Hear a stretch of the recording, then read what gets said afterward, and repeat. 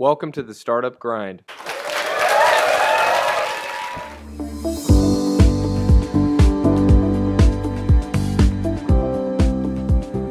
With that having been said, I'd like to introduce Michelle Boucher. Michelle, take a bow. Michelle and I have known one another for a couple of years. She is actively involved in the Maryland Center for Entrepreneurship and the Howard Tech Council. And I would now like to introduce our featured Fireside Chat guest.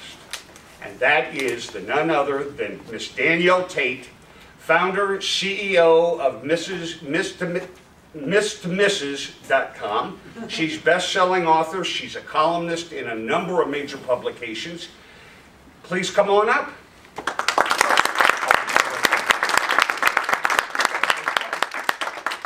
Have at it. Thank you. I have a feeling that the gentleman will get a lot out of this as well. I've had a chance to meet Danielle over the phone, and if we had a bottle of wine, we'd probably still be talking. So, she's amazing. Can I really quickly try something out on you guys, and I want your honest opinion, and I'm sorry to usurp this for 1 sec. So being that it's Women's Month, right? I feel since I'm a woman, I can do this.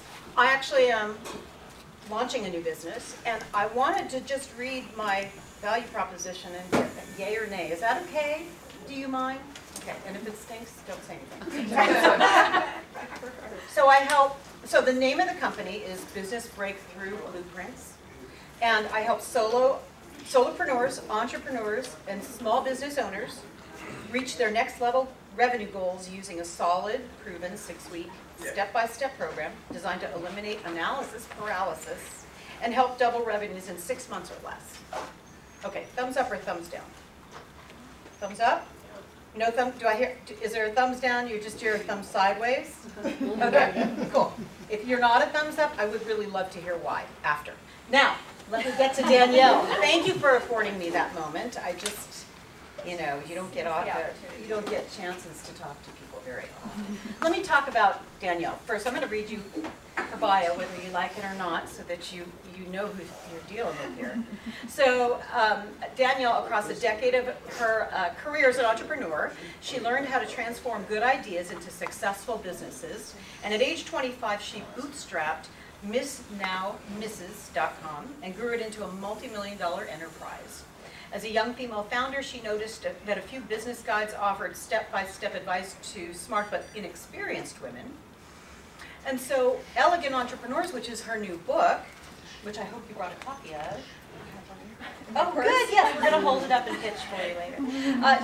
Which she just wrote, draws on her experience and conversations with prominent entrepreneurs and top executives. She not only shows in straightforward and easily accessible terms how one can transform a rough concept into a lucrative business, she also gives readers a privileged peek into the entrepreneur lifestyle that allows business owners to take charge of their lives. Relevant both to women with no business background and those in the process of developing a business, Elegant Entrepreneur offers key information and concepts from idea to exit. Tate, they call you Tate. Danielle navigates complex business terrain with clarity, insight, and yes, elegance, as you can see how she's dressed. Readers are given the chance to see if entrepreneurship is right for them and stand to gain freedom, flexibility, and job satisfaction that comes with founding and running one's own business. So thank you for the amazing book you've written, but let's get into the meat of who you are, how you got here, and all the juicy stories that I heard. Okay, so why don't you just start by explaining what is Miss2Mrs. and what made you transition into starting that business at 25 years old? Sure. So, anytime you see someone sitting up here, you always assume, this was the end goal. They went to Wharton, they went to Harvard, they were going to be an entrepreneur. And so I wanted to clarify very quickly that I'm an accidental entrepreneur. I have a bachelor's in biology. My last coding class was in middle school. It was DOS. And yet I run a tech company. So I say that to clear the air a little bit. The book is called Elegant Entrepreneur, not because I'm overly elegant, but that it's a simple solution to a problem.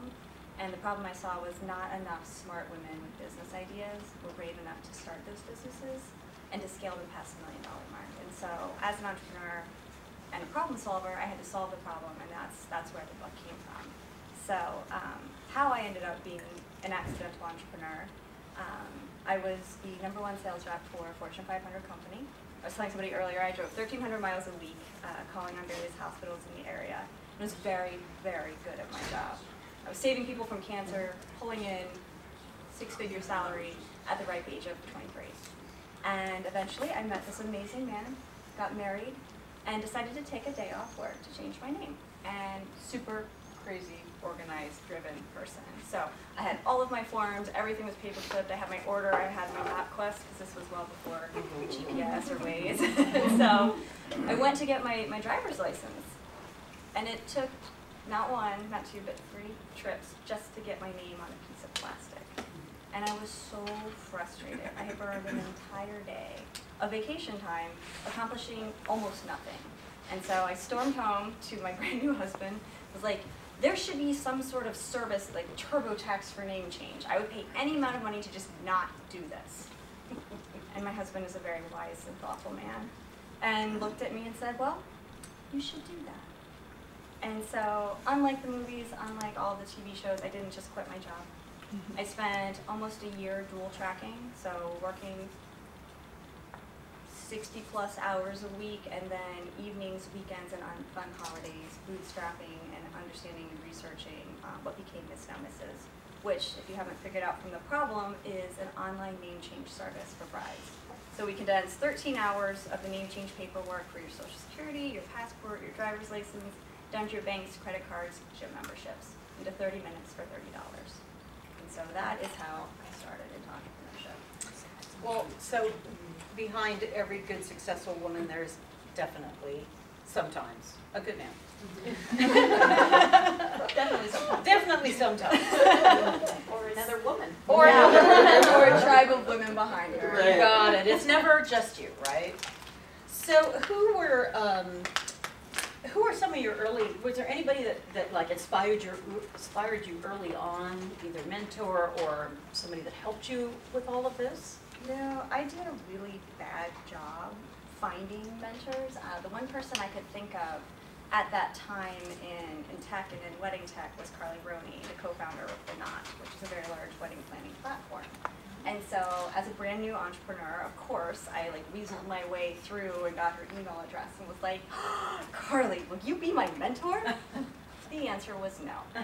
And so, having not made that happen, I wasn't that discouraged. I was busy doing my thing, and entrepreneurship world wasn't as female friendly back in '05.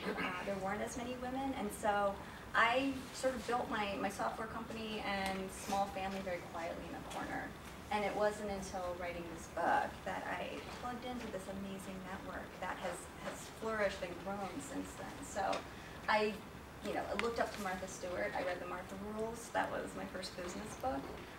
Sort of followed her footsteps to become a mogul. Not there yet. Yeah, I would encourage everyone to not do what I did and find mentors a lot sooner. Okay. So how did you come up, why did you go from a successful .com and seemingly still successful and growing to, what made you transition to becoming an author? Why wouldn't you just stay there and just grow that to its fullest potential, or maybe you did, I don't know. But so tell us about the genesis of it.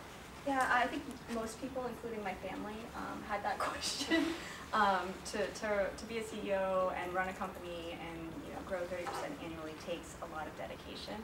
And have 3 children. 1. Oh, sorry, 1. Feels like Been talking about my mother. There's 2 future ones. But yeah. I don't think I can balance it all after that. There are decisions you make. So anyway, a decade into running a no longer startup but a larger company, to be frank, I got bored. That's not the answer you want to hear. But while it was growing and I enjoy it, and I still have new ideas and we still make new partnerships, and brides, my challenge is every year I get older and brides stay the same age. So making sure we're on the technology that they're using and talking to them the way they want to be spoken to via text is a struggle and something that we're always working on. But I had this moment where I hit 30 and was like, is this it? like that sounds incredibly terrible. Like I have this great life and I've worked hard for it, but I was like, did I just do it too fast? Like, was I a child bride and like started a company at 25 and now I'm here and I'm successful, but there I need something else. Mm-hmm. And so after founding a Pilates studio, I ended up writing a book. Oh, oops, you left that out of our conversation. Okay, so just shove that in there in the corner there. Pilates studio. Brick On and to the mortar. next I'd thing. done digital. It was Yeah. interesting to try to do something tangible day to day. It was much harder than I expected. Now, when you did the Pilates studio, tell us a little bit about how that came about, and was that by yourself, or do you have other people involved, or? That was a mistake. Again, for being a little bit bored, my longtime Pilates instructor was fired, and I made an emotional decision quickly. I said, I'll help you start your own studio without really thinking about the ramifications. And so, while I had known this person for 8 years, I didn't know them as a business partner. And I learned a lot, grew a lot, and eventually did a buyout to no longer be involved in that particular company. So, you don't always get all of them right, you always learn. And I learned a lot about the importance of partnership dynamics and understanding what success means for both partners and what moral ethics are for each of you and making sure that those align. Because if they don't, no matter how great the idea, no matter how great the product or the studio or the community that you build, you're not going to be happy. You're going to cringe when the phone rings. Like anytime you get a text, you're hoping your phone isn't your partner, and that's not how you want to be living your life. I would rather be bored than do that again. Can anyone relate to that? Partnerships. I absolutely can. I know. Wendy's like, no. Partnerships are like a marriage, and sometimes they're harder to get out of. So think about that. My business divorce was worse than my real divorce. I have heard that. Oh yeah. Second business might be Mrs. to Ms. I have get your name back on the flip side. I think she's actually 2 steps ahead of you on that because. Where were you 15 years ago? Not yet. Yeah, that was too soon. So you talk about mirror markets, bringing up her point. So yeah, I don't know if I've coined the term, but I haven't heard anyone else talk about it. In growing a business, you have your first couple of years of just being profitable and growing and scaling and strategic partnerships, land grab, and you're there, and then you're ready for your next series of growth, and you look at where's this coming from? How am I going to make my numbers, and how are they going to be big? And so, in looking at Miss Now Misses, we're an online name change service. We take answer a few questions, we'll ask you to be more specific, and then the software pulls all of the appropriate federal and state paperwork. And so it's actually customer source. I had a number of women, when I was still doing customer support, write in, hey, can you take me from Mrs. back to Miss? Like, sure, just, flip-flop when we say married name, put your maiden name, and, don't mind all of the cakes and champagne glasses, sorry. Really not thoughtful. She might be celebrating. I mean, You never know. but not so thoughtful. So, good story. My husband came home from a business trip, and I had Divorce for Dummies propped up on and like glass of wine, like sitting on the couch. And I wish I had a picture of his face. He was like, I was like, yes, but not about what you're thinking. I just wanted to make sure the process was the same in reverse, and it was. So finding the mirror market. What do you already have that's already built that could be repurposed or very slightly tweaked for a different audience? And so in that same vein, then we also did Name Change Next Step for adoptions, people whose parents were cruel to them when they named them, and prior to legislation, same-sex marriages. So finding these different markets of people who needed the same documents processed, the very little difference was one of the keys to us being so profitable. That's what's called finding the niche, right? You find that niche market and you own it. You blow it up and you own it, right? And there's something to be said about niche. You hear niche market, and usually when you're reading about it, it's big. If you have a very small market, if you have only 100 people that could possibly buy what you're selling, it better be really expensive. And at $29.95 or $69.95, that's not something that I could pay my mortgage with. So my niche market is 88% of 2.3 million women every year. So I'm bad at math. I don't know exactly what that number is, but it's a huge renewable niche market. It's not a static market. But that's a very key point, that your market is large enough to support you and 100 other people that are going to do what you do either before you or after you. And in your case, you had the experience of somebody actually stealing your business. Tell us what happened. Another fun Danielle story.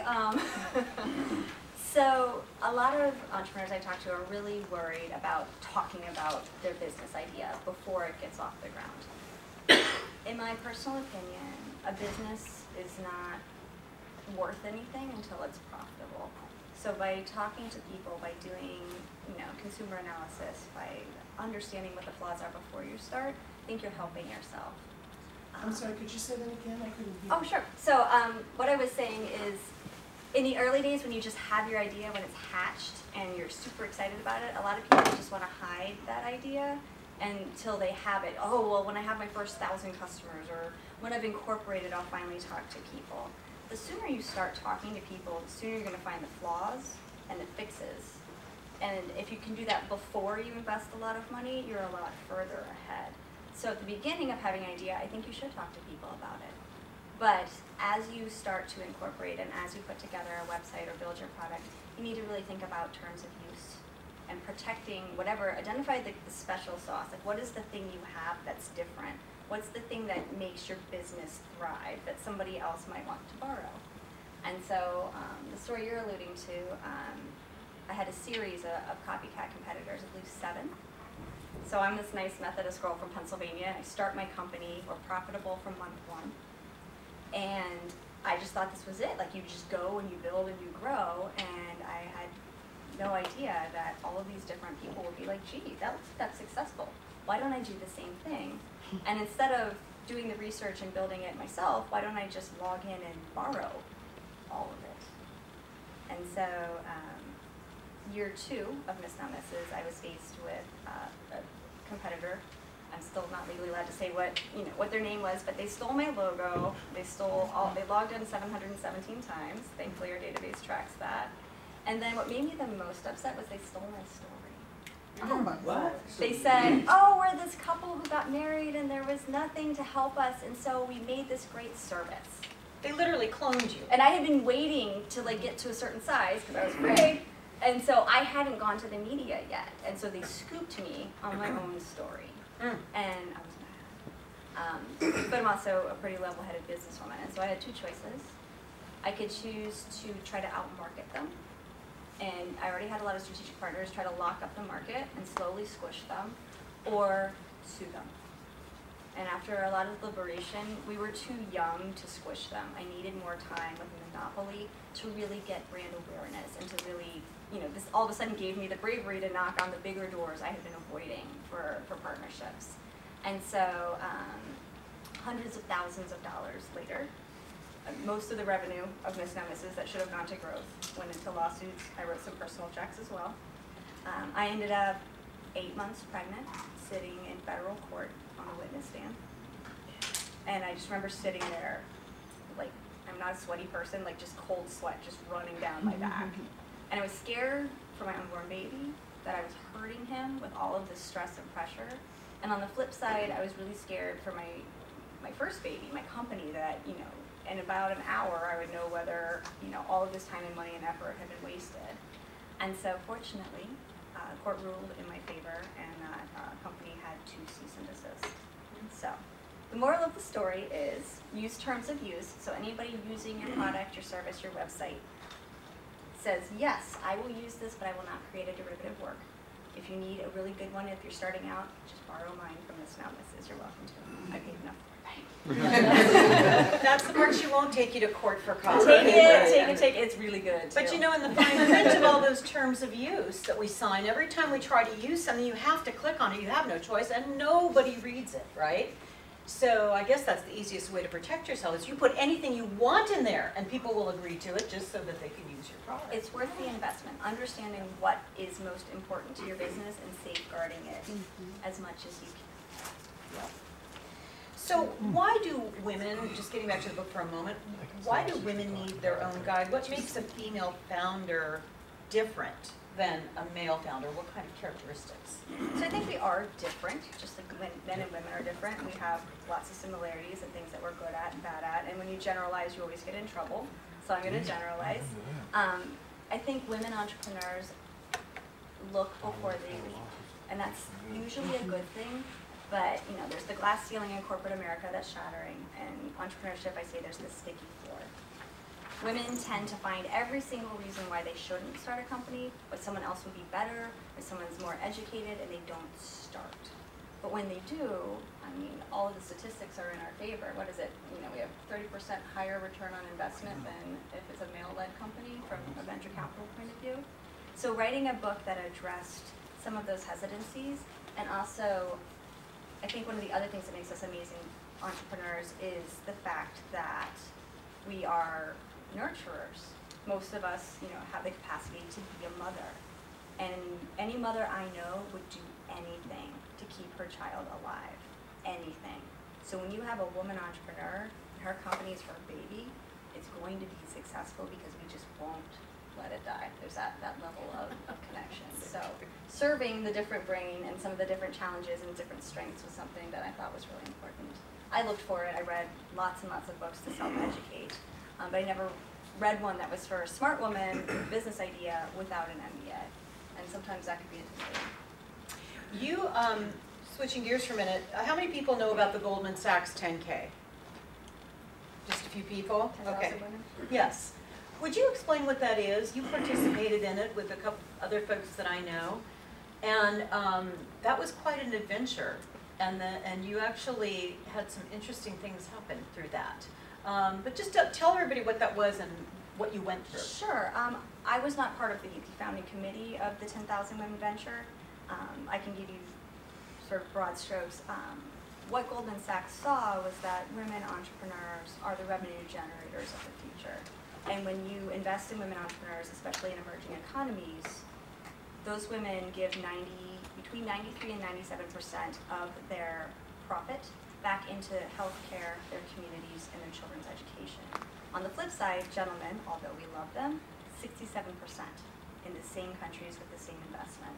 So Goldman Sachs realized if we can bring women entrepreneurs from all of these different communities around the globe and put them together to learn from each other, to train them, then in fact we have bettered the world.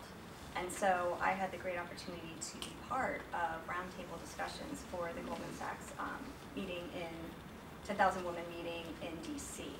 And it was really cool, although I have to admit I was really upset that when we got there they handed out topics for your table and I was ready for litigation, IP, like all of these like meaty topics, and they gave me work-life balance.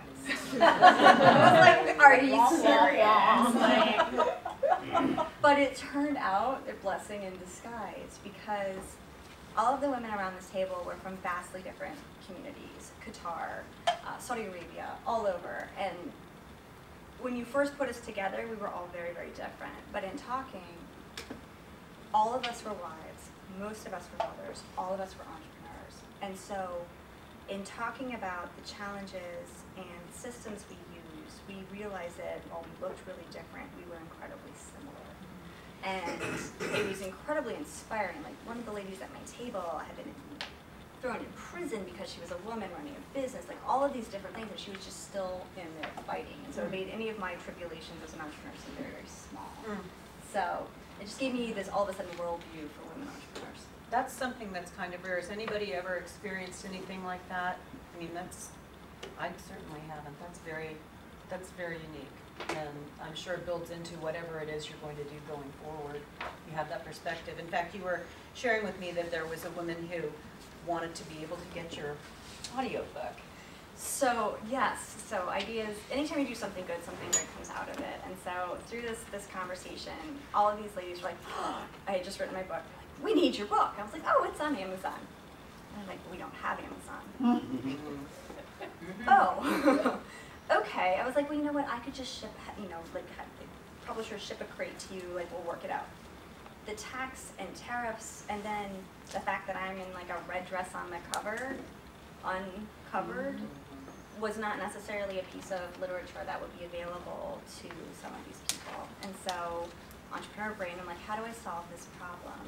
How do I get the book to women who need it? I don't need to make money, it's just how do I get it to them? And so the idea of the audiobook happened. I did a Kickstarter to fund the audiobook. Not because I needed the money, but because I wanted people to know what was going on and what the problem was. And so by creating the audiobook, we were able to then host it in Amazon in the cloud, so anyone with a cell phone could play it and not have to download it. So even if they weren't allowed, or even if they didn't have access to bookstores or to traditional Amazon accounts, they did have access to it. So we ended up doing donations to, I think, 28 different incubators and accelerators around the globe. Cool. Does anyone use Kickstarter? Y'all? Okay, well, I'll save that for another time. So, okay, let's see, what other juicy questions do we have? Okay, we're going to go down the road of failures, right? So we all have that, right? We all have that. But first I want to ask you, for those who may be sort of closer to the place where you were when you started Miss Now Mrs., looking back, what are some of the things that you can share that would be helpful to know at that stage rather than so far down the road? To avoid failure or to just know? Either avoid failure or to help them accelerate success. Sure. I think one of the most important things, which is easy to say now, and hopefully is helpful on the front end, is it's okay if your company doesn't make it. Like, that's part of the reason I was okay at leaving my job, this huge sales career that I had built, because it's like, you know what, I don't want to be 80 in a rocking chair and wonder, like, what if I had taken that idea and done something with it? We live in a time where entrepreneurship and innovation is a golden ticket. So if you leave your job and you start something and that something falls apart, gets acquired, or just doesn't quite do what you want it to do, you've learned, you've created this skill set that makes you highly marketable to any size corporation, because everybody wants the idea person, the entrepreneur. And so if I had known now what I know now, I would have been less worried and felt less insane for leaving my job and my security, because I didn't know that I was going to develop this skill set that would have made me highly marketable to all of these other corporations. So knowing that would be awesome.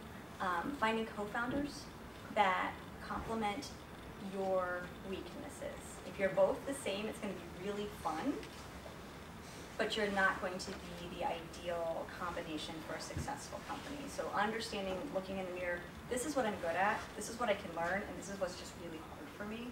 And finding somebody that has the skill set that's really hard for you and then filters over the other way is, again, something I wish I had known. You know, you had talked earlier about competition. I just wanted to offer a resource while I'm thinking about it. If you want to see what your competition is doing, you can go to a website called similarweb.com. And you can put in your URL and all of the same types of companies will come up, and you can see what they do, and you can see where they advertise and what their ads look like and what their pages look like and so on. So you can do a little recon that way. It makes it really simple and free.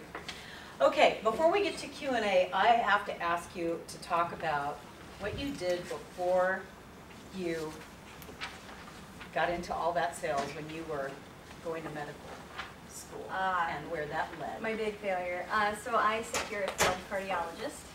I spent the first 20 plus years of my life intending to be a heart surgeon and doing all of the things that you're supposed to do. Like, I had no spring breaks. I volunteered. I worked at Ohio State Heart and Lung Institute in summer times, in the winter times, anytime I wasn't in school. I did colonoscopy research for the local town doctor when I was home. So fun.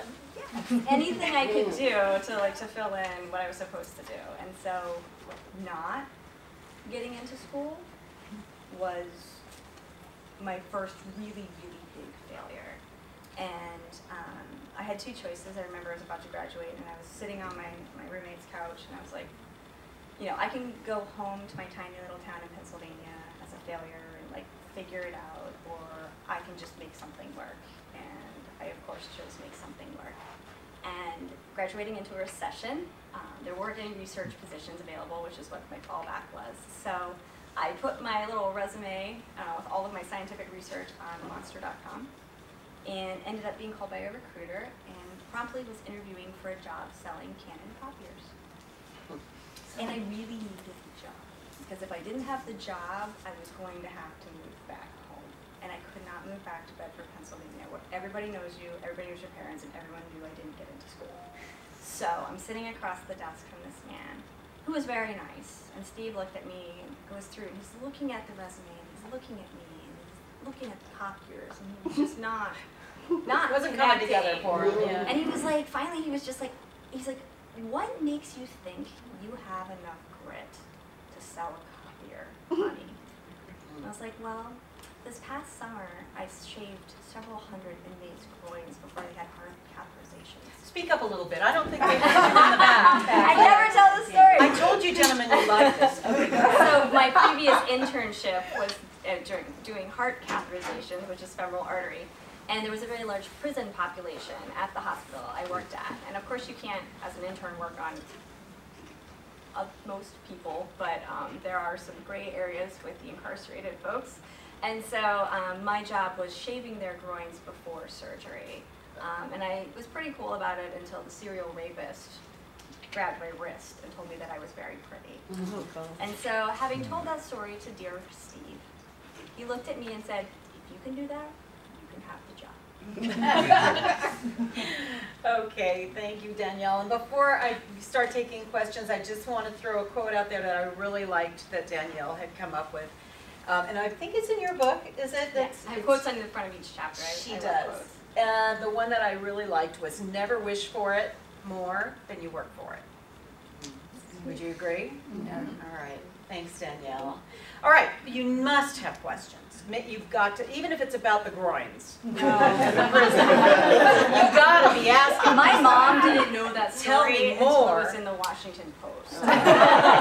So your family found out about it in the press? Yeah. Nice. Oops. Yeah. Okay. Anybody want to ask Danielle anything? Yes. So when you started your company, you were pharma sales rep, right? I sold cancer diagnostic equipment to pathology departments, yes.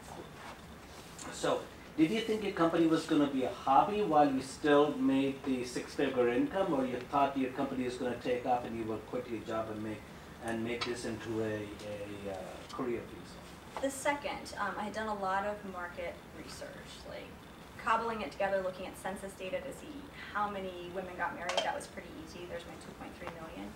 But then figuring out how many changed their names took a lot of digging. And finally, going back to biology, Danielle, I looked through journal articles, and there was a sociology article about the 88% of women changing their name. So I was like, okay, huge renewable market. And then I started doing, calling people that were just been married that I was friends with. I'm like, would you use this? Would you do this? How long did it take you? So I did actually long-term think that this was going to be my next thing, and that's what gave me, and I also had I had a change of leadership right as I was considering the leap, and Patrick Truelife was a truly terrible human being, and that made that decision much easier. There you go. There you go. Somebody's got to push you out of the nest. So is the company still? Oh, absolutely. Are you still a part? What? Still CEO. So you're still CEO. So you still go to work every day. Yes, ma'am. Oh my goodness. Okay. Yes. So it sounds like you did all that research to help assure that you'd have a market. What about the technology side of it? Because it's all tech-based, right? Good question. Yes, it is all text-based, and so I had a conversation after figuring out, okay, this is semi-viable, and looking at, again, not being from a tech background, I'm like, what's something sort of like what I'm trying to do? Like, let's look at TurboTax. What is that like? Let me buy a seat and figure out how it works. And then take that to somebody who does have a technical background and say, is it possible to ask a series of questions and then use them to determine which forms need to be filled out and then fill them out? And that answer was yes. And so I actually did all of the form coding. So all the text box, all of the radio buttons, all of the HTML, our first really ugly instructions. I did all of the grunt work and then paid to have the database development done for me. So yeah, understanding just enough to explain it to someone with a technical background is how I got to that component taken care of. And was that the largest expense? Yes. Yes. Yes. So you said you were profitable month one. Yeah. How did you get the word out, especially at $30 or $60, right? How did you get the word out, especially having the investment on the tech side of things, so that you kind of hit the ground running? So that's actually one of my favorite happy stories. Oh, I forgot to ask you about the happy story. Sorry. Well, everybody wants Yeah, some we're more interested in I prison understand. stuff. Yeah. No, so having built minimal viable miss now misses, Google Ads had, I mean, this is a long time ago, just really started to take off. And so I felt comfortable, starting my first ad campaign. And I remember like sitting at my desk, hopefully with a bottle of champagne, I was waiting, and clicked go. And within 30 minutes, Wendy, our first customer, purchased, drank said champagne, and then because I had bootstrapped so tightly, I spent $15,000 total in our launch. Because of that, and with the power of Google Ads and then strategic partnerships tightly thereafter, that is how we went from red to black in 30 days. And the strategic partnerships, without really having kind of the background membership with it, did you just pitch on the potential of it and the concept? Exactly, and what I really liked and what made it easier was I was non-competitive. There was no one else doing it, so I was a bolt-on moneymaker. Yeah. I felt at the end of the wedding planning process when most planning sites throw out their lists. One man's trash is another woman's treasure. Yeah. And so the fact that they could make money on what was a dead list and that I gave some very generous revenue shares at the beginning is how I got my foot in the door. Yes, sir. You bootstrapped, and that's fantastic. You don't need people like me. But only 7% of venture investors out there are women. And Up from 2. yeah. And talking to my son in college studying computers, the number of women who are in any technical field, be it computers, engineering, you name it, is so low. And it's actually, from my perspective as an investor, it's very frustrating. You'd love to see balance. You'd love to see women come to the forefront. What do you think's got to happen to, I mean, recognizing men and women are different. Honestly, no. I've actually had a couple really interesting conversations lately about what you were just talking about, and the data was a little different than perhaps what your son was experiencing. The numbers of women with engineering, mathematics, and science degrees are actually pretty solid. It's not quite 50-50, but it's a lot higher than you would think. It's once women enter the workforce, they don't stay. Mm-hmm. So we have a pipeline coming in and a hole in the funnel. And stopping the hole is what a colleague of mine is working on. And a lot of it has to do with like being valued, team, et cetera, which sounds very soft skill. She is not a soft skilled person.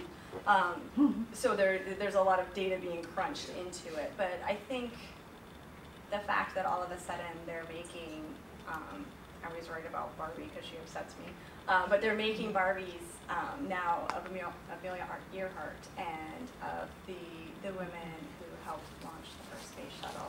The fact that we're starting to see in the media finally, like you need something to aspire to have, the chutzpah to get past a lot of things. So that sounds like a top-down, bottom-up approach, but I think mentorship.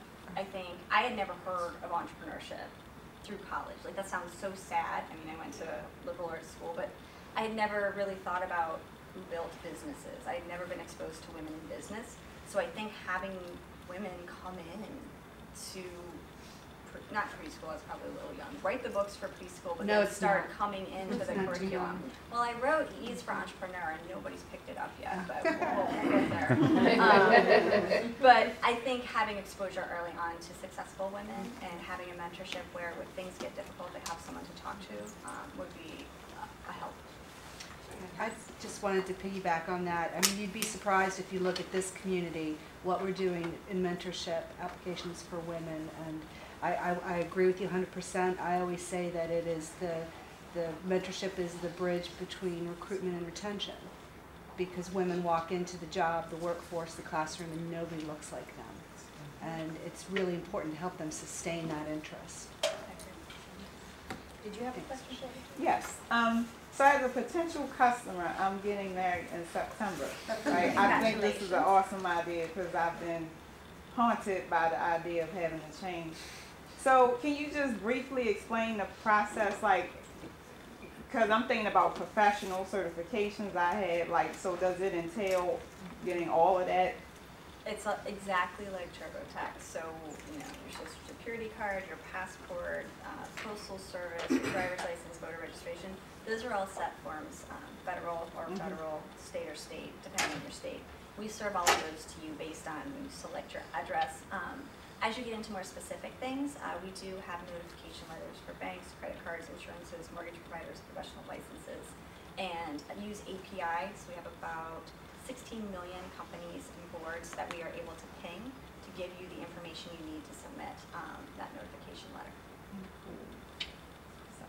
Can I just add, they take it actually one step further and they give you the instructions of this is what you need to do with it. So they give you the form completely filled out with the information and then very clean instructions of this is what you need to do with it, this is where you mail it, this is how you package it up. Like, if you don't want to talk to us, here's the 800 number and all the prompts to get to a human at that office. That's my personal favorite. Because anyone could do it themselves, it's just terrible. Right. And so it needs to be a service, and that's how we add that extra. Yeah, it's great service. Yes. So I'm kind of at that point of transitioning from a one-person thing to a team, and I'd love to hear you talk about kind of who your first hires were and how you made that transition. That was my question, where you started as well. Yeah, and how so I you started were- as the office of one. Yeah. I had, because I bootstrapped, no budget for other staff members. So my first assistant was a hamster to keep me company. I went from calling on all these hospitals to being by myself all day long. And so Beep Beep worked for sunflower seeds and was economical. That's funny, but it's true life. When I got to a point where all I did was answer email and phone calls and could no longer work on anything growth related, I probably waited too long. That is when I did my first hire. And I did a terrible job. I hired my husband's friend's wife, who I then had to fire a couple years later when she was pregnant, making me one of the worst people on earth. And so avoid that. I think there are a lot more resources now. Being plugged into women entrepreneurship networks, any kind of network, and being able to say, hey, I'm looking for somebody. Starting with interns is really nice, or retirees, people that are willing to work part-time, that don't necessarily need health care, are a great way to sort of bridge your gap and figure out what you like and what you don't like, and what you need and what you don't need. I also found making a Google list of what you do in a day for 7 days and seeing where the redundancies are, help you understand what you need somebody to do the most. Yeah, that's really helpful. Thank you. How many? How many? 10, we're lean. 10? Very good. Lean is good.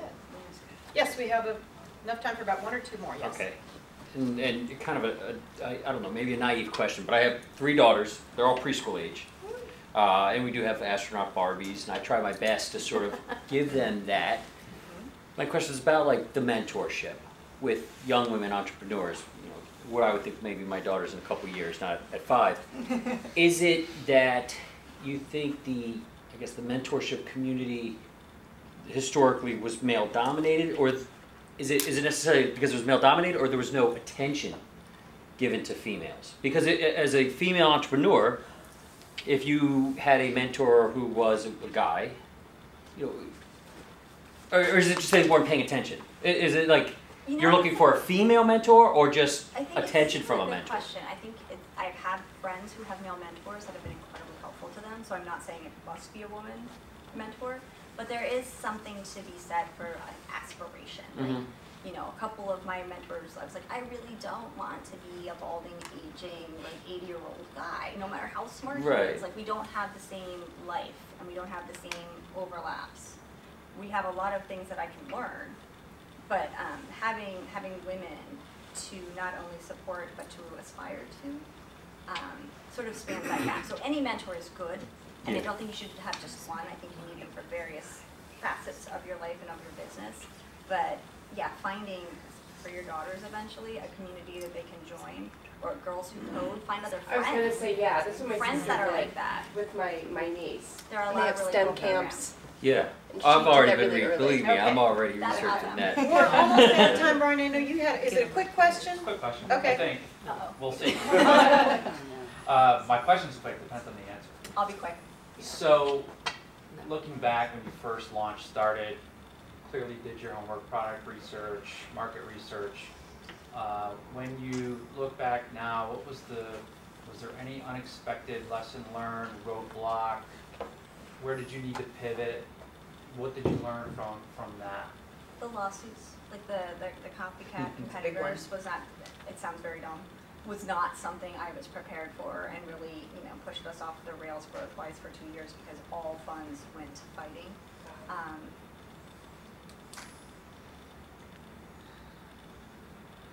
Kind of turned out to be a gift, though, in the end. It did, Yeah. absolutely. Those things take time to say, but yes, now I can say that. At the time, that took years. I should have gone to therapy. I will think on it, and at the end, loop back for you. I know we have a whole. Yeah. Okay.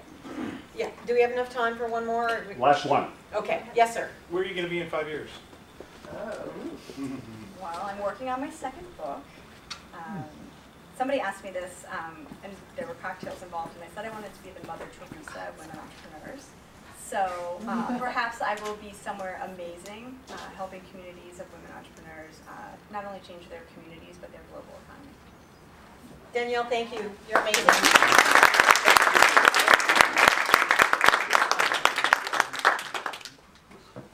Sit down. Sorry. Please come up. Ellen is going to lead the panel discussion of 3 very esteemed female founders and female influencers to continue the discussion about women in entrepreneurship and women in business. Ellen? Right, thanks. So everybody come on up. Grab a chair, Oh, everybody. wait a minute. Yeah. What? No, come on up, come on up. I think you got enough. All right. I know.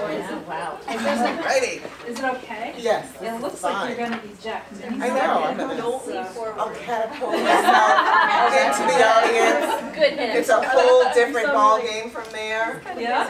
Yes. And we all got the dress code. We did. Yes. We Yes. did. See how we are in sync already as women entrepreneurs. And this is about a memo. Totally. So thanks everybody. This is a conversation. Again, a little bit like with Danielle. Just we'll talk, and then please leap in if you have questions. We've gathered women entrepreneurs from really 3, now 4 different settings, right? These are very different businesses and models, and we want to talk about the challenges and the opportunities that are involved with being a female business owner. And we want to explore how each of you came to be in business and who helped you, and your thoughts about lessons learned that for women especially, but for women and men, because some things just transcend gender. So I'd love to start. We'll start with you, Shannon.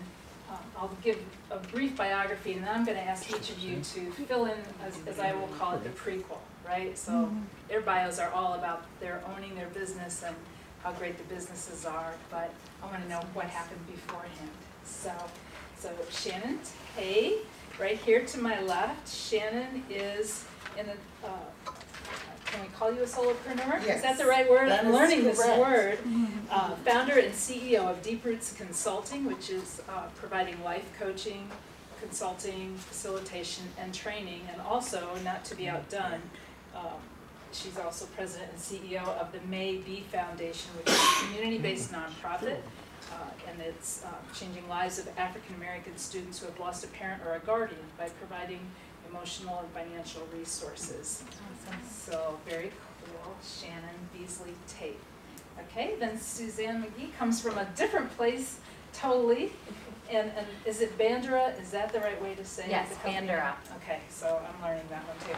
Suzanne is the co-founder, chief evangelist officer of Bandura LLC, which is a security software company, and also chair of TechGuard Security, which is a U.S. critical infrastructure security and national cyber defense enterprise. And some of you know what that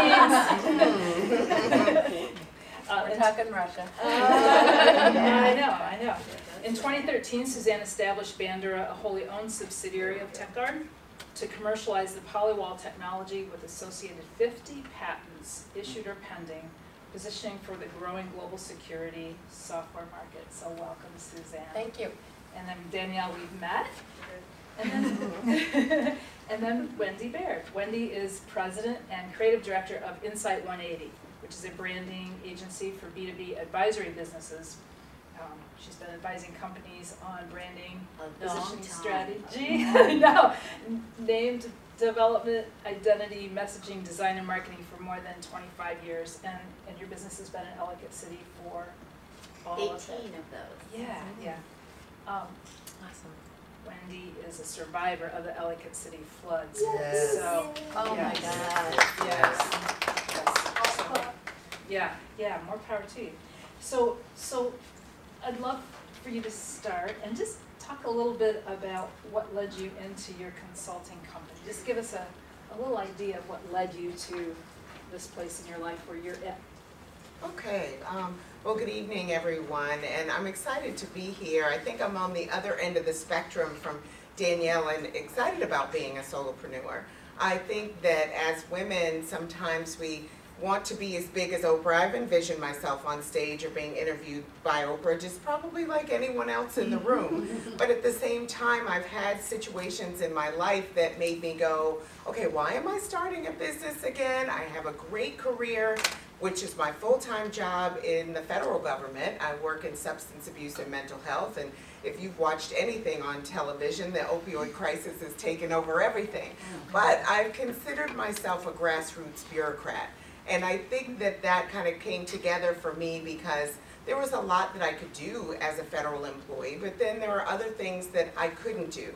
And I couldn't do the life coaching skills. I had people coming to me for advice all the time about how do I get from that sticky floor situation to moving myself from being stuck and being paralyzed. And so I was like tired of giving that advice away for free and decided to kind of build upon that.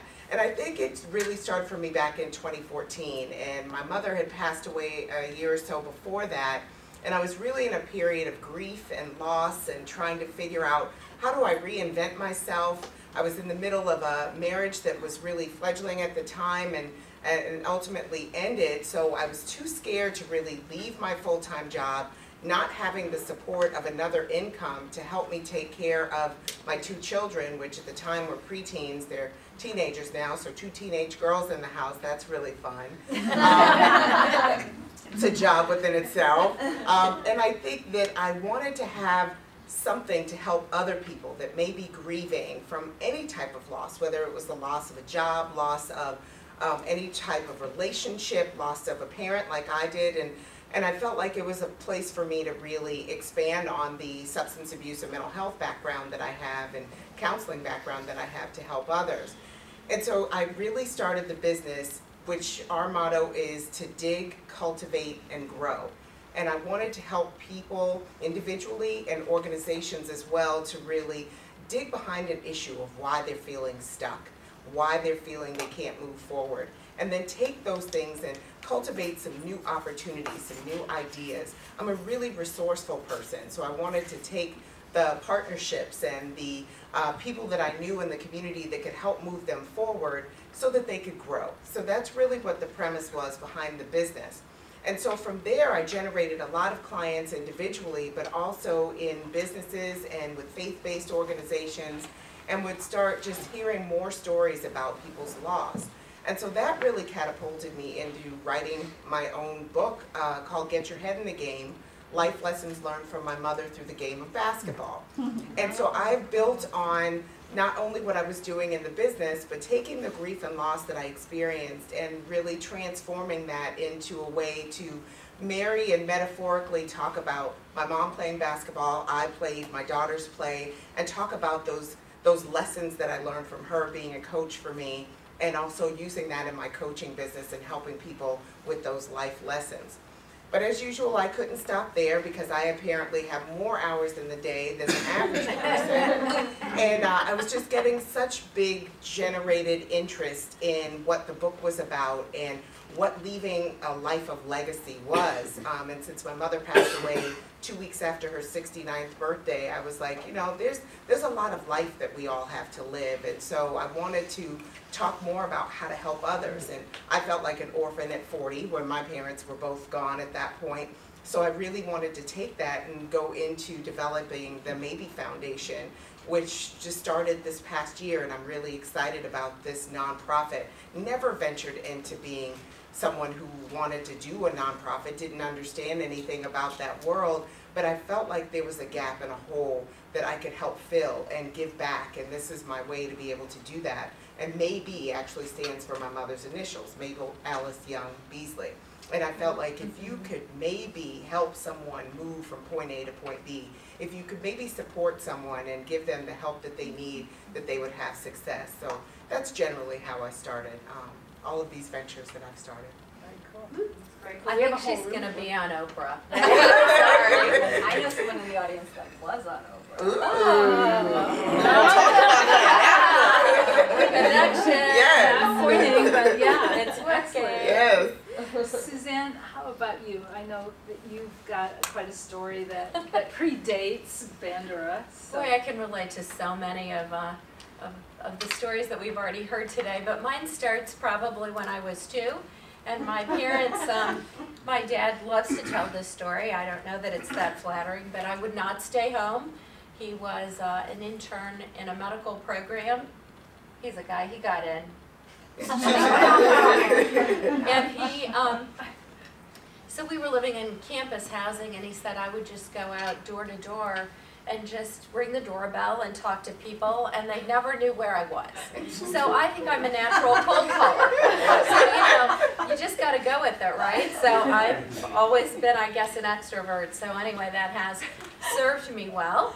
I will say that with my first technology business, I ended up by dumb luck with someone who was exact opposite of me, and that was the beauty. So we were completely opposite. We used to say we were yin and yang. She's an introverted engineer, and I'm just an extroverted, cold calling kind of person out there with some science background.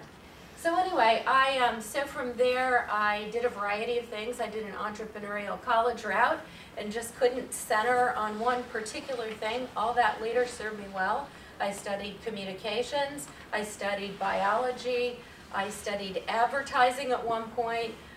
So really, as I got older and then finally decided to go into the tech area and be an entrepreneur, I could really draw on a lot of this kind of entrepreneurial education that I'd had before there was any real entrepreneurial support.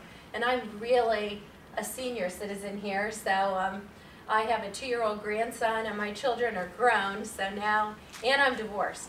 So I am actually free to be the entrepreneurial workaholic that I love. So I am totally loving this, and really, it's great. So I started out in the tech area, got divorced from my husband after putting him through medical school, and our dream was, I was staying home, and really together we had all these plans.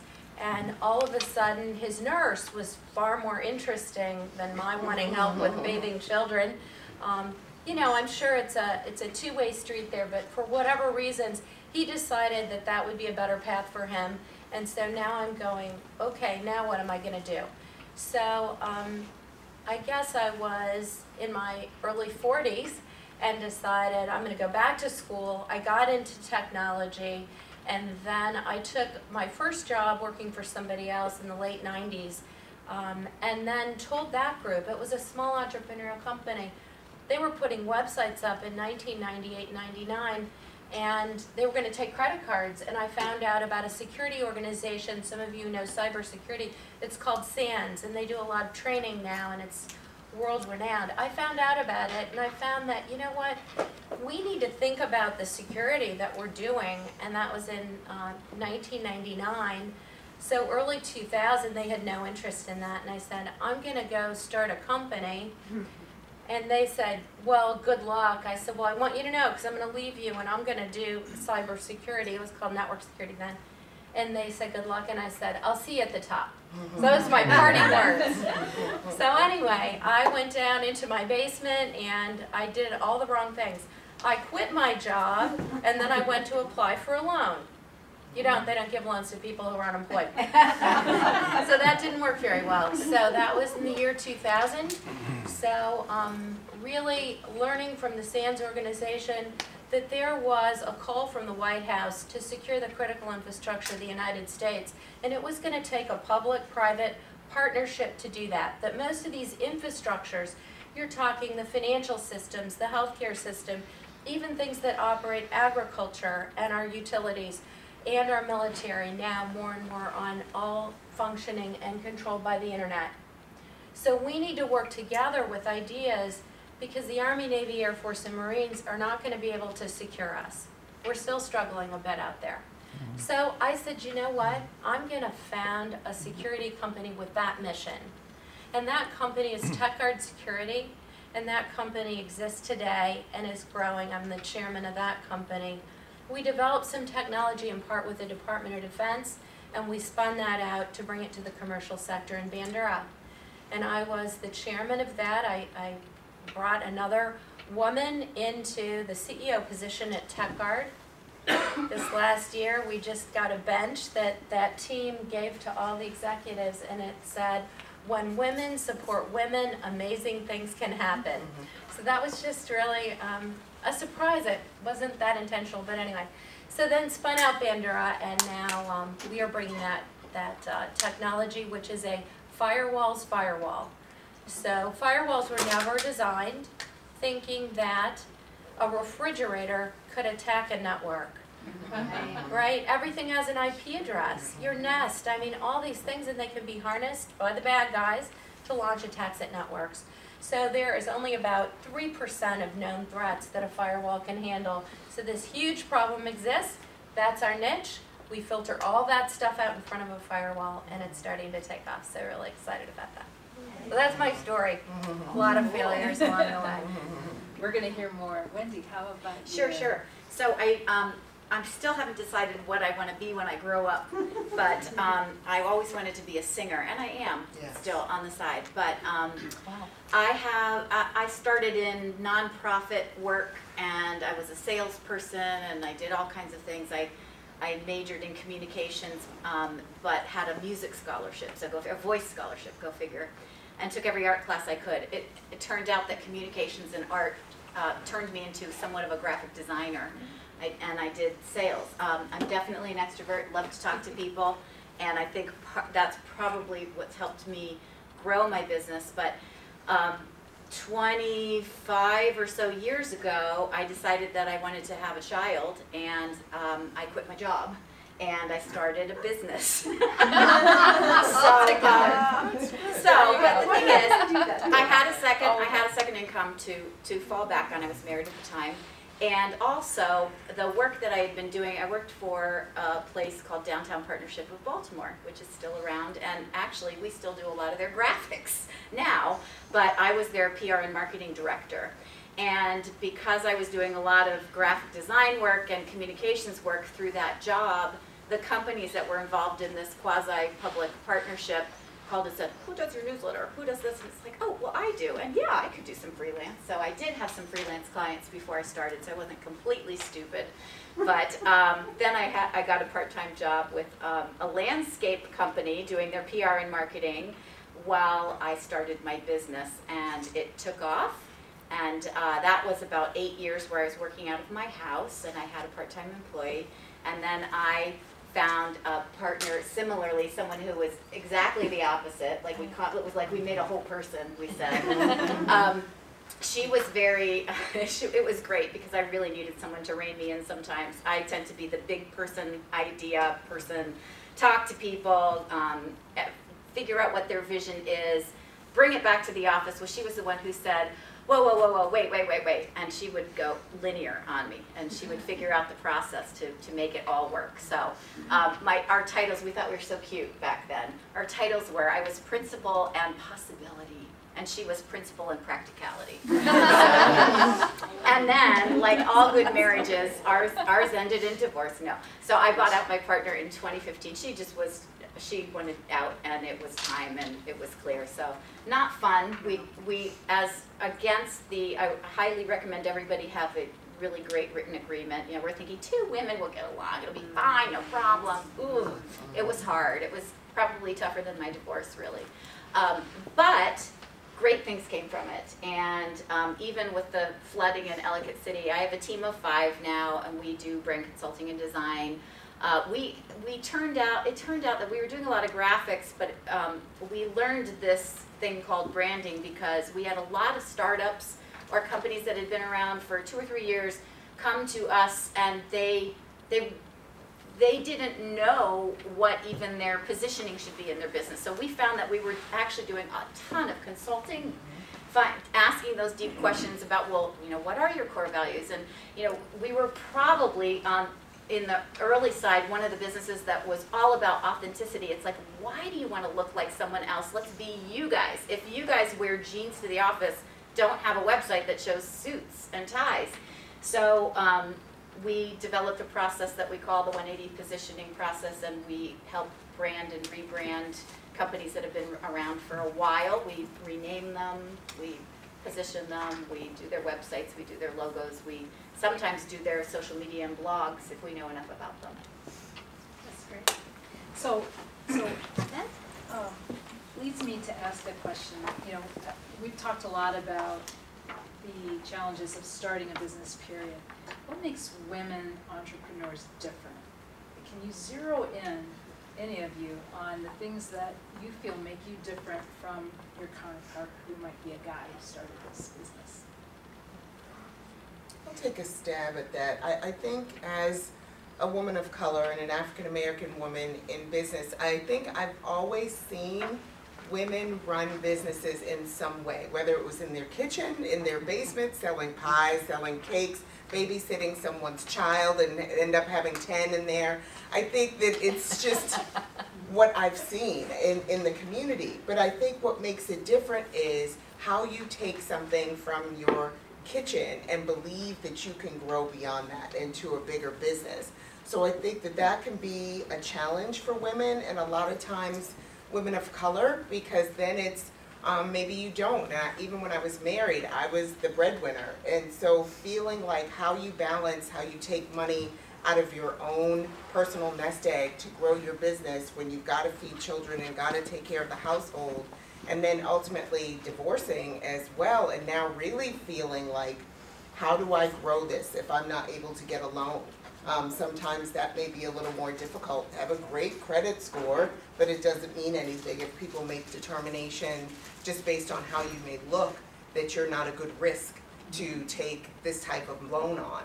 So I think that sometimes those are the challenges that you have to overcome in business just to even start out and grow. I think it's better today, but I was going to say, I think that I remember 20 years ago where I would meet with someone and, you know, you might get a, oh, well, so how, you know, tell me about your business. Like, it's a cute little thing. They wouldn't always be taken seriously, or you're too pretty to run a business, or whatever.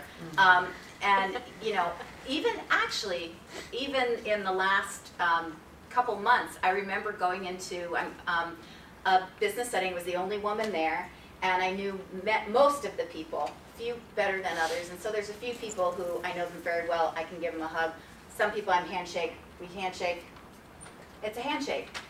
Some men are still, oh, hi. I can't stand that. Shake the hand, men, shake the hand. So that stuff still exists, and it's kind of frustrating. But that said, I think we are fabulous nurturers, and that's one of the reasons why we're in business, and it's why we do what we do, because we want to also impact other people. I think we listen very well to end user, to customer, to team, etc. And it's a soft skill. But when you don't listen, you create the product or company that you want, not necessarily the one that the market wants. So I think, in my experience, I've seen women do, well, guys listen also. I've seen women do a better job of it overall. What do you think, Suzanne? Well, I think one of the things that you had said, Danielle, that as a mother, you will do anything for that child. Because I'll tell you the kinds of challenges that we had. I don't know, when we started our security company, there were a lot of tech companies just coming off that dot boom. There were like 400 and some in St. Louis where we were, 400 and some tech companies. Only 2 survived. We were one of them. It's unbelievable to even think about that. People say, how do you do that? And I'm like a dog with a bone. I mean, I was just like, I'll find a way to do it. The other was, I was really left in a situation after my divorce where it was, well, the creditors will be at your door. And I realized if I really want this legacy that I thought I was creating together, because I'm a very family-oriented person, with my husband, it was me. It wasn't just a job. I needed to create all the legacy, dreams, and future for my children. And that just gave me all kinds of tenacity. The other thing is, I'm a tent camper, and I thank my parents for that. So if you have a tent and you're willing to sleep in it, you'll never have a problem being an entrepreneur. That's right, nothing will scare you. Nothing will scare you. So I think for women, we sometimes are experiencing just more of those kinds of struggles, and it's made us, maybe not genetically, but maybe we are more of a multitasker. You're home, you're doing the finances, the schooling for your children, you're helping maybe spouses with careers, and maybe this is a little dated, because I am, but you know, it still is. When you do all of that, you bring all those skills to entrepreneurship, and you need them all. So that might be why women are, you know, why we might be a little better positioned through some struggles. Yes. Are the rules different for women? I mean, and you've been all of you in business for a while. Do you notice that they're different, whether it's for funding or for vendors or for your customers? What do you see? I'll just jump in on the funding, because with Bandura we are out raising money and then we're going for the bigger round of funding. It's very different. So just the way that we communicate, sometimes if you're in a room full of men, and usually that is who you're presenting to, if you're trying to get big venture capital, it's changing and that's helpful. But some of them think, you sound like my wife, or you remind me, your pitch of your voice is irritating. Or, and I just see some of them shut down. It's really true. You really want to do business with people who are kind of like you, and you think they are like you, speak your language. So that's been really challenging. It's raising the bigger funding. And now I'm the CEO, Chief Evangelist Officer, because it is a small percentage of women in technology that get the venture funding. And I knew I need to quickly, I have a really hot market, I got to get to the next level. So I hired an experienced CEO in tech, a guy who's raised a lot of money before, and so he can pick up the phone and get that kind of attention. But he said, Suzanne, I would not take this job if you don't stay on the executive management team. And so he's a wonderful partner. So anyway, and I'm learning. I know I could do it, but I don't have time right now. So it's just too dicey for me to really do that for all the stakeholders I have. But I'm going to do it next time. Absolutely am. That's a challenge, I think. Yep. Danielle, did you have an idea? I will say the rules are different. I love men. Like, don't get me wrong, I'm happily married and have a little boy at home, who's my favorite startup. But a strong woman has to be incredibly careful about how she articulates and presents herself. That's right. Because if I walked in heels and a dress, and addressed a room and said, this is what we're doing, here's how we're getting there, this is the goal, do it. I am not a strong leader, I'm a bitch. And that's sad. So the calculations that go in to pitching, to partnerships, to all those things take time and effort. And that's okay, because that's where it is. I think it's getting better and better. But if you think about the time you spend crafting things and polishing things, if you didn't have to use that time and energy in that way, you could be doing other things. So that's the rules are slightly different, but they are getting better. Wendy, have you run into that with customers or with vendors? I mean, like that? yeah, sure, yes. You know what, I don't have my own story, but I have a much better one. A friend of mine had the most successful software IPO of history. And she was in the office for that deal to be brokered. And she's co-founder with her husband. And he was doing something, and so a couple of people came in and asked her to pour coffee because they assumed that she was the secretary. So, Did you? yes, after she informed them who she was, because she's very gracious. I mean, no, I won't say it. I think the other is, in technology, an assumption that you really don't understand technology. I still have some of my engineers in the lab. They really dumb it down to be sure I'm gonna understand. I mean, really, it's just interesting. It's just a perception, and it is it just makes it harder.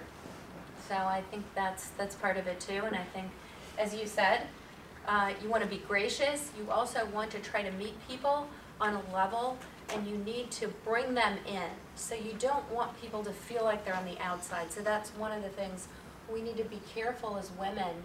You know, we can build support networks. It's fantastic. We can have each other's back. Springboard, if you've never heard of it, fabulous. That's their mantra. We've got your back. And they, you know, it's for you want to get out there and raise some big capital. But at the same time, you have to remember that you have to understand where others are coming from too and their communication styles. So I think that's really important, and to embrace and keep them in. Don't create stuff that's on the outside. That doesn't work. How do you, with all that, that probably every woman in this room has experienced, how do you make sure that you are on the radar of people, and how do you navigate that? And what should people watch out for in order to know if they're hitting in a good way, or if they're starting to come across in a way that maybe isn't as positive? What do you watch for? I think for me, it's about referrals. I think that if my referrals start to slow down, then I'm going, did I make somebody upset? You know, what am I not doing? Am I not fresh? Am I not staying on top of what's going on out there? And I think when I know I am hitting the mark, I definitely am getting the clients in the door. I'm able to really get out there and market myself in a different way. So I think that's really important, to kind of stay in tune to what your numbers are looking like and how that's going for you on a monthly basis for me. Yeah, that's right. It's all about the numbers. I think also you're going to need mentoring groups and mentors that you are in an advisory board maybe that doesn't just tell you what you want to hear. You don't want just, you know, somebody that was a friends and family investor who thinks you're just great, just keep doing what you're doing. No, you need the person to say, what are you doing? Why aren't you looking at this market? Or why aren't you doing something over here? So I think that's another way to just kind of check in. And I wish I'd used an advisory board that was a little more challenging right from the get-go. I used to not tell my advisory board things because I didn't want them to think poorly of me as a woman leader, when they could have answered my questions or helped solve my problems. That's right. Right? So now I look for challenging people that are really good. You need support, but that's what I would say. Don't be afraid of that. I've had some great luck too, even with other business advisory boards of folks who are running businesses, and it's more like a mastermind kind of thing. I also have a business coach that I love. That's great. She holds me accountable. Yeah. So how'd that go from last time? It's like, better have my work done, right? Yeah. That's one of the things that a lot of people talk about is capacity building. So how can women here or anywhere work together? And obviously there's good groups out there for mentoring, and there's places like Maryland Center for Entrepreneurship. Did any group particularly help any of you in connecting? For years, I was on a tab board. It's called the Alternative Board. It's kind of like a Vistage. That was great. I would also say, so Shannon and I were both part of Leadership Howard County, a great program here. If you want to get to learn how your government works, businesses, we learned about the importance of being on nonprofits. She started a nonprofit. I've been on a couple nonprofit boards. I'm gonna put a little plug in. I'm part of the Conscious Capitalism of Howard County. We started a chapter, and there's cards back there if anyone's interested. I think that a lot of entrepreneurs, and particularly women entrepreneurs, you need one of these because you're one, are conscious capitalists, and they don't even know it. It's definitely people who want to give back. It's people, planet, profits. There's 4 tenets of it's not just about stakeholders, it's about shareholders and community. So it's a really great movement. I find that I'm more in tune, or I tend to attract, I think, some conscious capitalists as clients. So I enjoy it very much. And we've got a couple board members here. Raise your hand. Evan Reitmeyer, yay. But it's a great group, and we were on kind of hiatus for a while, and now we're starting up again.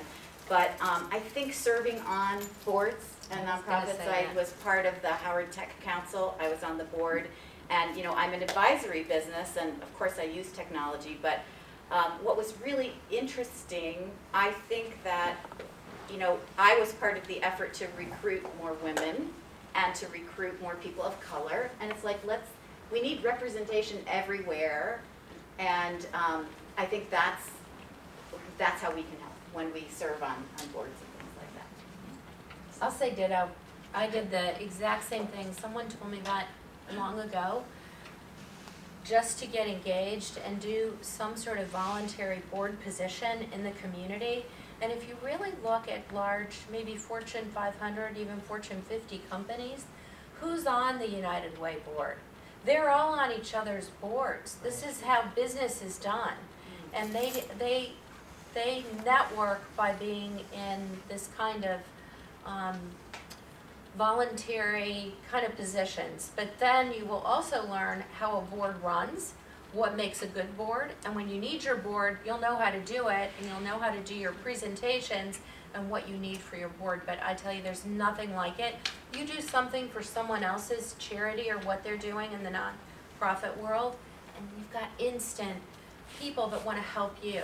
Just like what you said, I guess with trouble. That's a great example. And you're so glad because now we can use trouble and help another entrepreneur actually who's going to help us. And that is what it's all about. So I'd highly recommend you get engaged in that way. But also NAWBO, National Association of Women Business Owners, really helped me a lot. I became the public policy chair. Now my first company does almost all government contracting. I don't come from the military. Arguably, maybe I was even like a hippie at one point. Somebody might say.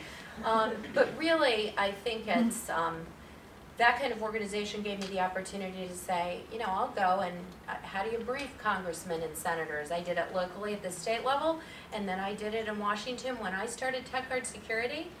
I couldn't afford a plane ticket at that point, but we drove to DC and we briefed our legislators because we were starting something really important with a mission to help the United States critical infrastructure. And I knew how to do that because I volunteered for NAWBO, and then I eventually learned how to do public policy stuff. So it all connects. All those dots connect, and it's just really important. So they helped me a lot. It sounds like all of you, whether through circumstance or some voluntary choice, kind of moved outside of your comfort zone in order to actually do this. Sometimes we totally do it because we know to do it, and sometimes we get shoved. But I'm interested, Shannon, you talked a lot about, is this a leap of faith, and how can women who may already be working full-time, is there a way to navigate this, either to just give it up and go, or to try to straddle that? I think you have to do a good cost-benefit analysis of making that leap.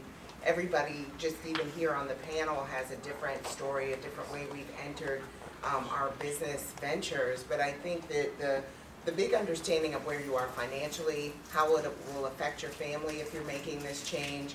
I think, of course, putting in a plug for being able to get a coach, like Wendy said, just to be able to talk you through some of those landmines that you want to avoid along the way can really help. What is your fallback plan if things don't go well or go the way that you want them to go? I think all of those things are really helpful. I think for me that it's a slow-moving process to be able to leave the federal government. Like I said, I have 2 teenagers that are going to college soon, and being able to grow my business at the same time. But I think you can do both, and I think that it's just really being able to plug in to some good mentors, to some good people that are on your team that can help you know when it's the right time to make that leap. Anybody else? I think women just need to think bigger. Yes. And I think that is really, we limit ourselves, exactly what Danielle said originally. It's so true. Even now I have to check myself. I'm like thinking, am I really worthy? And then I look at some Silicon Valley company, they don't even know half the time what they're doing. They don't care. They'll take your money, they'll go do it, and I want to be sure I'm going to deliver, and I want to be sure everything's just right. So I think that really is true. You got to think about that. And don't be afraid of it. Don't be afraid to fail. Just don't be afraid to speak up. Sometimes I think we're too polite. There you go. Yes. And we don't, you know, we wait and we raise our hand, where a lot of times the guys will just speak out in the That's audience. right. So I've learned to speak out sometimes. And sorry, I'll apologize later, right? But it's like, I just heard a great interview on NPR with, she's a comedy writer, and she was talking about how she was consulted for Sheryl Sandberg's Lean In book. Did you hear that? She said, what I want to say is the sequel to that is men make room. So it's not just about, yes, women have to be more daring, but, you know, men also need to be willing to hire that person, take the woman seriously, make a little room, and it's like Frances McDormand said at the in her speech, have that rider, like make it happen. If you want more women in tech, then hire people, find them. They're out there. They're out there. And groom them if they're not quite where you want them to be. People are able to learn, they're able to grow, but give people a chance. I think men do a great job of some of that networking kind of out of the boardroom, playing golf, playing different sports, finding out what each other can do. And women aren't in that world as much. And so it's trying to find a way to bring a woman along, knowing that you can benefit from that along the way. Thank you all. Thank you very much, all of you. And then, are there questions? We have a couple minutes. Yeah, please, go ahead. What do you do when you walk in a meeting to set the right tone for yourself? I mean, in the meeting room. I know I go in like I belong there. I think it's like Wendy said, I don't just timidly raise my hand. I firmly take my seat and make the position known that I am comfortable, I do feel worthy, and I belong there. Not that I'm a know-it-all, I'm taking my notes in the corner and figuring out who I need to consult afterwards, but I make my presence known, and I think that that's an important aspect of taking that seat at the table. I think it would depend, are you the leader of the meeting as a woman, or are you participating in a meeting? As the leader, I think you can be organized with a good agenda and keep it time bound and keep that meeting moving. Man, you'll get a lot of people, it doesn't matter who they are, that will love you right out of the gate because we didn't let this person hijack the meeting and we kept it on schedule and we accomplished what we said. Here's what we're going to do. Here's how it's going to roll. Okay, let's go. I think that can be helpful because it's just, it's being respectful of the other people in the room. But otherwise, I'm with you. Make yourself known. If it's new, if I'm new, I go around and introduce myself. I'll give a card, I'll shake a hand, tell people who I am. I will not sit quietly at the table. I'll make sure that, just like you said, that was well said. Great, that's a good point. And ditto. I do my research, not just on the topic of the meeting, but LinkedIn is a beautiful place. Oh yeah. And so I look at who is going to be there, not just to know their name and their face, because I have trouble sometimes. I always remember a face, but the names not so much. But also looking like, where do they go to school? What nonprofit? Like, what do we have in common? So we have Perfect. shared Because if connections. you If you have commonality, then you can Mhm. come to an agreement on whatever topic it may be. So it makes you much Absolutely. more likable and memorable if you're like, oh, hey, I looked and I noticed that we have this in common, or at least I know your name and who you are. And some people may not agree, and I guess it depends on the meeting, but I usually end up making people laugh just a little and smile, more comfortable. That's really true. Do you break into song if you have to? Oh, and If I have to, only if I have to. Wine helps, you know, there's all kinds of things that can help a meeting. Yes, ma'am? Question for Shannon. So I'm a solopreneur / employee. I'm actually a lieutenant for Baltimore County Fire Department. So I have effectively You broken that ceiling. to navigate Yeah. the man's world. I think my question is, how do you, because I don't know if you can perfect balance. I'm not sure if there's a such thing as, how do you go into work and continue with the passion of why you took this career, but then, you know, deal with still nurturing and growing your baby at the same time? Like how those days when you leave work and you just want to like strangle everybody in close proximity. But I think I keep my eye on the prize with that, and I don't know when you get paid, but I look at, I get paid every other Friday, and for no other reason than that. I know that that's why I can go into that job and be okay. I also give them everything that I'm supposed to give them in order to do a good job, make sure that I'm handling the responsibilities that I'm supposed to handle, but I'm not pouring all of my eggs in that basket anymore. I give you exactly what you need, and sometimes more. There's weeks I've been traveling a lot for my full-time job lately, but I also go home and make sure I give that same passion and that same time to my business. Sometimes I'm up a little later than I probably should be when I know I need to get up and go to my full-time job every day, but no one else is going to put in those hours for me. And because I love what I do in my personal business, it's what keeps me up at night and keeps me excited. But I think there is no such thing as balance, and anybody who says that there is, they're really lying to you. Model the behavior that you want your Yeah. children to grow up to be. So by being an entrepreneur, my children learned a lot of independence, and both of my daughters are doing quite well. Sometimes I say, don't you need me? You know, a little bit. No, I'm proud of that, but you know, I think that's something else. You don't have to be so self-sacrificial. Right. You're going to model the behaviors that you want. Self-care too. Absolutely. Self-care. You gotta get a massage every once in a while. You have to go sing if you're gonna sing. If that brings you joy, you have to do that every once in a while. That's so good. We've got time for one more. Andy, have one? One more. Question for everybody on the panel. Have any of you had any experience working with female entrepreneurs that are veterans? And if you have you noticed their skills experience being different from yours? I'm a female entrepreneur and a veteran. Yes.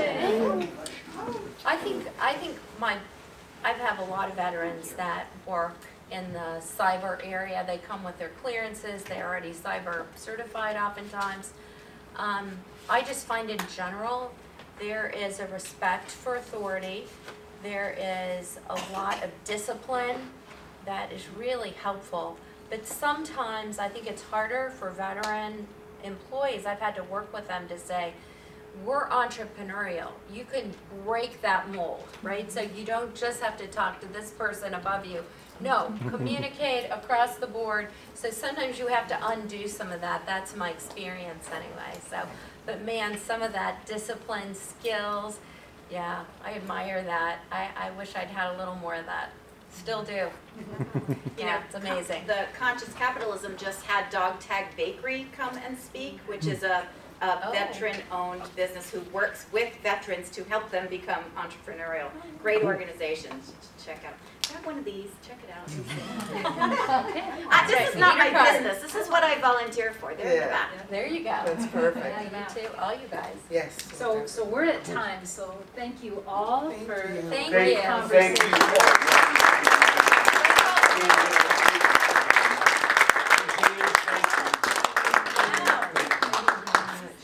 Appreciate it.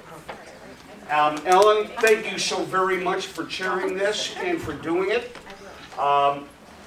Ladies and gentlemen, that wraps up this evening's program.